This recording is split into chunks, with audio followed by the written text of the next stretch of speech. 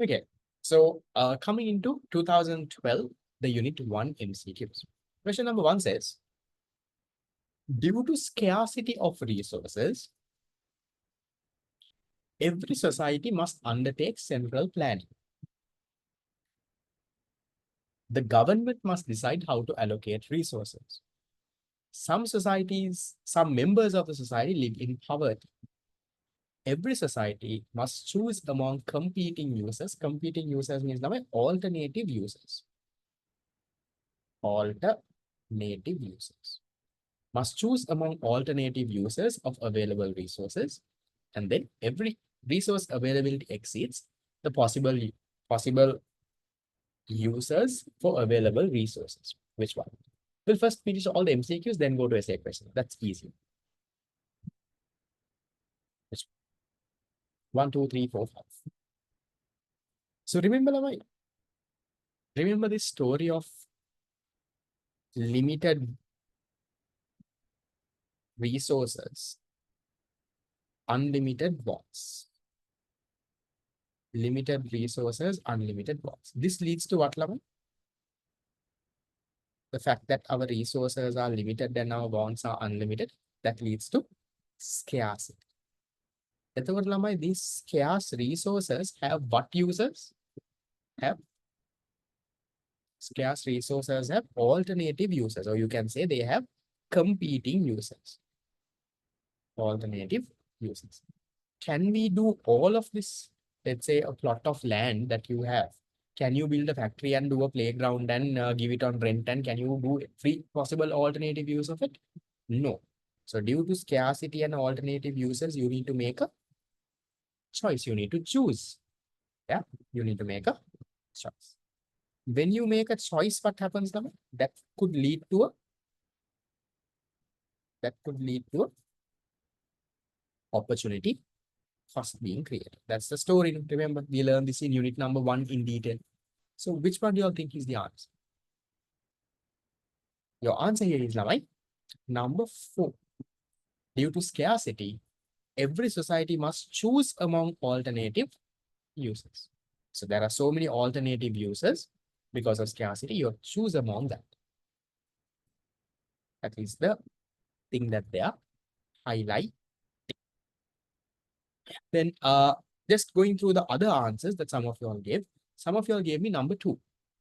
The government must decide. So government must decide, not really, Lamai, because if you take a market economy, government doesn't get involved. Now, this happens in a central plan economy. Number 1 and number 2, you can say happens in a central plan economy. Some people have to live in poverty, nothing like that. That doesn't have to be a thing. And then resource availability exceeds the possible users. No, the users exceed the availability. So you have one plot of land, that's the available plot of land, but the users that you have are much greater, right? You might have 10 different users for this plot of land. You can build a factory, a playground, give it on a farm. It's there. So the users exceed the availability. That's where the 5th one is wrong now.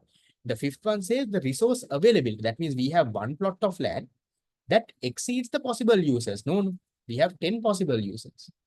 One is not more than 10. It has to be the other way around. The possible users exceed the resource availability. Then that could have also been correct. But here we go with number 4. That's 1. Then going into 2. Okay, this one is also easy. A PPC might be shifted outward by each of the following except which one? So that means all of these will shift the PPC outward, but one of these won't. Which one? If technology improves, now my PPC will shift. Okay. If you have free trade, if you start importing and all, under PPC can shift. If you increase the education levels, Lamai, the productivity improves. So if productivity improves, then also PPC will shift. 5 also says productivity improve. So all of the 4 will shift the PPC. But if you take Lamai number 3, a decrease in unemployment won't shift the PPC. How can you show a decrease in unemployment on a PPC? How do you show that? How is that shown? Tell me. Movement where to where to where?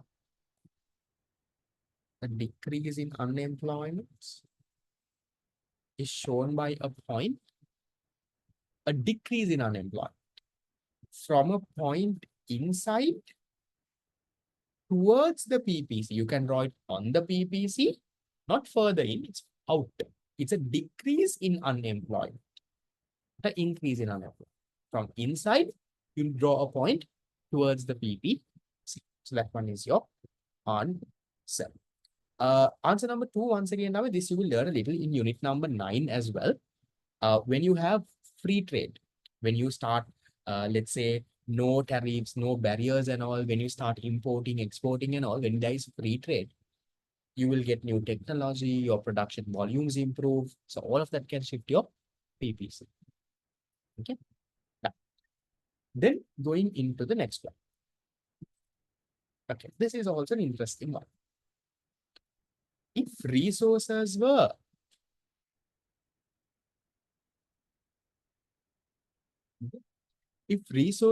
perfectly substitutable in all activities, which of the following would be true?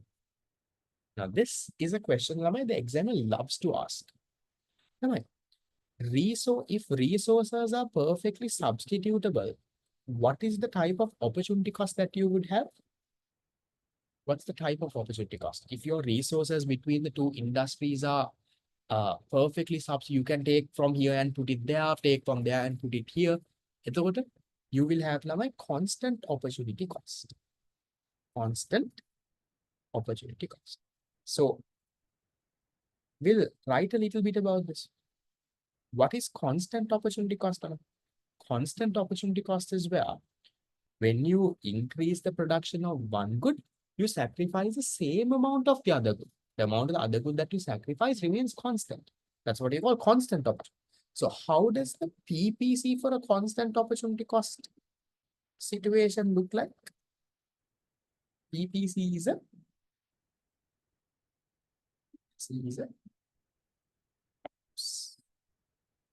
straight line. No, this is your PPC. So PPC is a straight line. Then can you all tell me, what are the reasons for constant opportunity cost? What are the reasons? One reason is what is highlighted in the question here. So you have homogeneous resources. Homogeneous resource. That means the resources between the two industries are the same. They can be perfectly substitutable. You can take something from here and put it there. Take it from here and put it there. They are the same reason. They are perfectly, or in other words, you can say that perfectly substitutable. What are the other reasons? Resources efficient in one industry will be the same for the other. No, let's say whoever who is productive in this industry will be productive in the other also. So resources efficient in one industry is equally efficient in the other. And then one final one you can also give saying there is technology is constant. Technology is constant. So that is constant opportunity cost. So around this area, you will have a lot of questions. Now, since it's the first question that we are doing from this area, I'll put that explain it. That's why. Going forward, I'm not going to write this thing again and again. And then, can you also tell me, when there is increasing opportunity cost, how does it look like? Increasing opportunity cost, how will your PPC look like?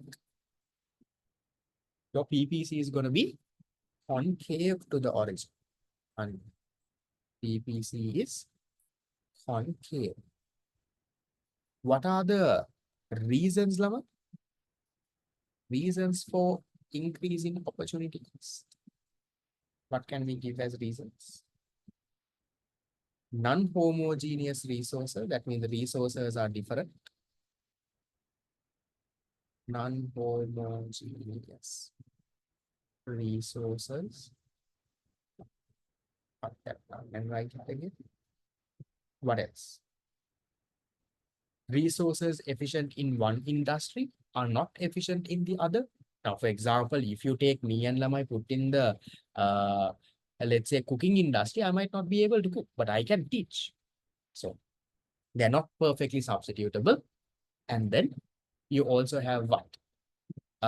You have things like, okay, nice, yes. Resources efficient in one industry are not efficient in the other. And then finally, you have different technology. Technology, so there can be technology can be different. So those are the reasons. Now, around this small area, right, the examiner has a lot of MCQs that they put in from this area that I just covered right now. I just recapped it quickly. So have that in mind.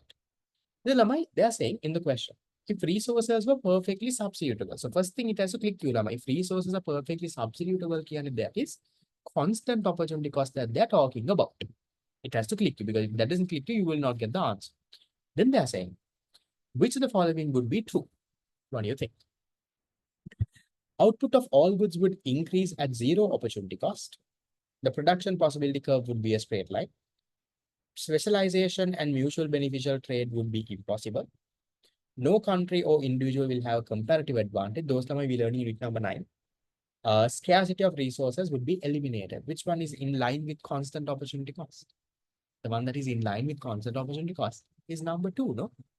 That the PPC would be a straight line. That is what we learned over here as well.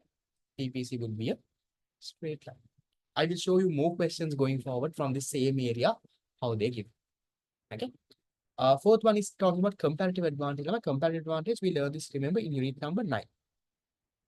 I'm not going to go there now. If you have not, by now I'm guessing you all should have covered unit number 9 in school or class or anywhere. I have finished the syllabus. I've covered unit number 9 thrice in my class. Theory done, revision done. Fast track unit number 9 is also done. Right. We'll come to it when we do the timelines. Fifth one, scarcity won't be eliminated now just because you have perfectly substitutable resources. You can't. Scarcity is a universal problem. Scarcity is always there. So that you will always have scarcity just because you have constant opportunity cost or increasing opportunity cost. You can't say scarcity will be eliminated. Okay. Right. What about this? These are the very easy. Which of the following would be a microeconomic topic? Microeconomic means you focus on a small part of the economy, one good, one household, one individual. Which one? A general rise in interest rate, a drop in inflation rate, an increase in the GDP in the United States, a drop in the unemployment rate, an increase in the price of milk powder. Milk powder. Milk powder is just one good. There are millions and millions of goods that is out there in the economy. So you focus only on one small part. That's what you call micro economics. So fourth one is 5.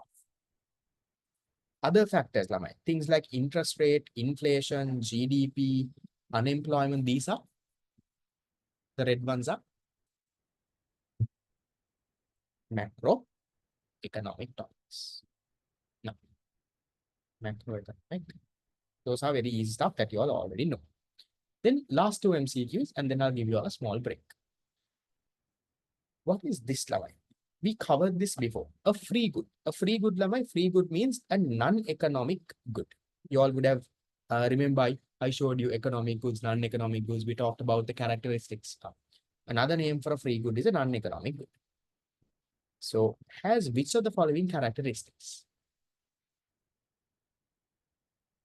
It has no opportunity cost in supply, generally supplied by the government. Remember, non-economic goods are what? Sunlight, air, rainwater those. Okay. Has no externalities. Externalities we learn in unit number 8. It is perfectly inelastic in supply.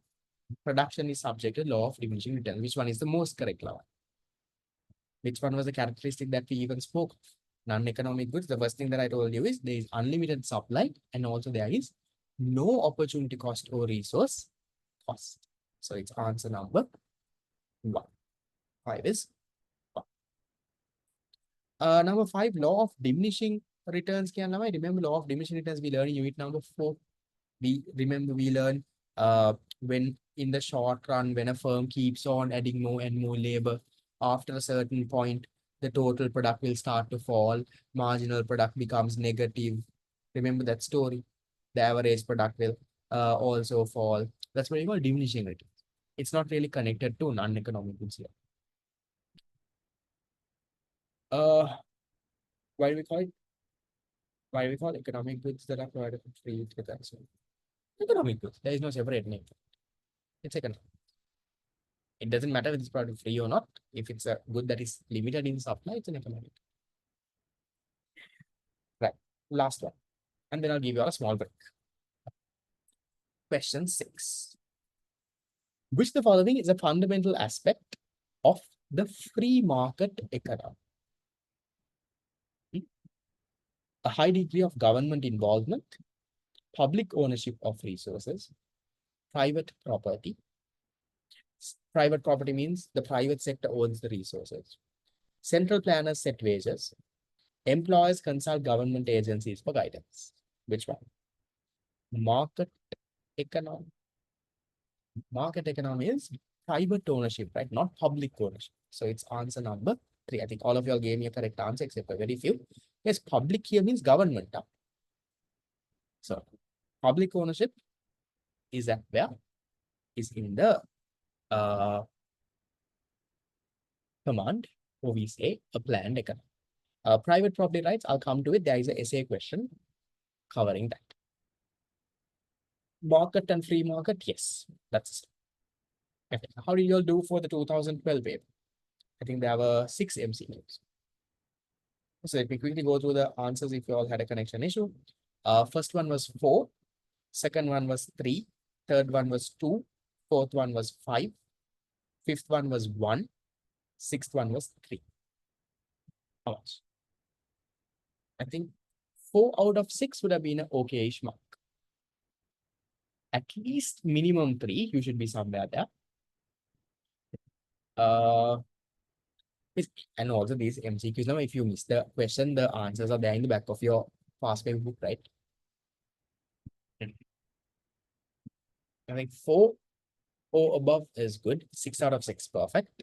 But even 3 is okay. But remember, the whole point of doing these past papers, you need to learn these. You need to learn, not don't memorize the past papers, but learn, this is where I went wrong, this is why this is wrong, this is what it is, right? Because then only you improve the next paper. Otherwise, no point doing 1,000 MCQs. Well, and okay, done. Right.